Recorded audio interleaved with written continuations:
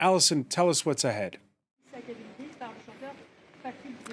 Well, Francois, I'm right now in front of the Sorbonne University, just down the street from the Pantheon. We haven't been able to access the Pantheon quite yet.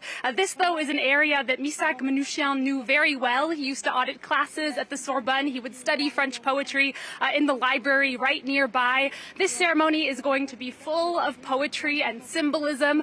The coffins of Missak and Melinee Manouchian are going to be carried by members of the French Army's foreign legions. In other words, other foreigners who are risking their lives for France, willing to give their lives for France, just like Missak Manouchian did. Those coffins are going to travel up the Rue Soufflot from the Luxembourg Gardens to the Pantheon. They'll be stopping multiple times to honor the various stages of Missak Manouchian's life, his escape from the Armenian genocide, his arrival in France and that passion for literature and poetry, and then the role in the resistance that both he and his wife played, and then his execution. Once the coffins and the ceremony move inside of the Pantheon, President Emmanuel Macron is set to give a speech, and then the remains of Missak and Melinee are going to be put in Vault 13 in the Pantheon alongside French-American star Josephine Baker, who was put in the Pantheon just a few years ago. There's also going to be a plaque on the wall with the names of Missak Manouchian's comrades who died with him. His being placed in the Pantheon today is really a symbol for all of those communist and foreign resistance. And then there's also going to be an excerpt of that famous letter we've been mentioning that he wrote to his wife Melinee. That's going to be put in the vault. In that letter, he said, you know, he has faith that France is going to honor his memory and the memory of his comrades. And 80 years to the day after they died, that's exactly what's going to be happening today. And who will be there?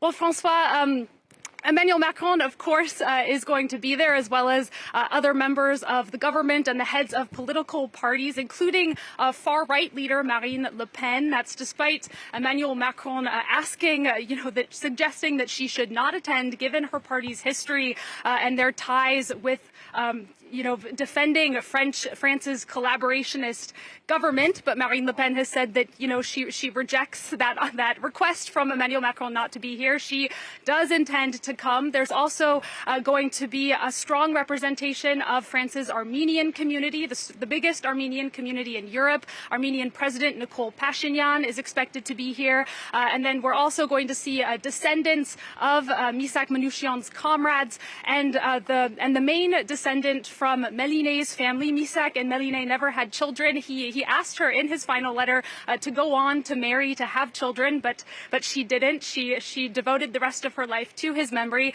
as she has a grand niece who is very devoted to their memory, and she is going to be there today. I'm also very interested to see what members of the public turn out. As you can see, it's raining, so the weather is not great, but this is a very, very symbolic ceremony, I think, particularly for foreigners in France, or for anyone whose family, perhaps immigrated to France in the past. Missak Manouchian famously said during his trial to those French collaborationist authorities, you inherited French nationality, we earned it. And that vision of what it means to be French, that idea that it's not about where you're born or what your name is, but it's simply about love for France and commitment to French values, that's a vision of France that I think speaks very, very strongly to many people in France, particularly people with foreign origins. 80 years on, we'll be talking about it coming up again.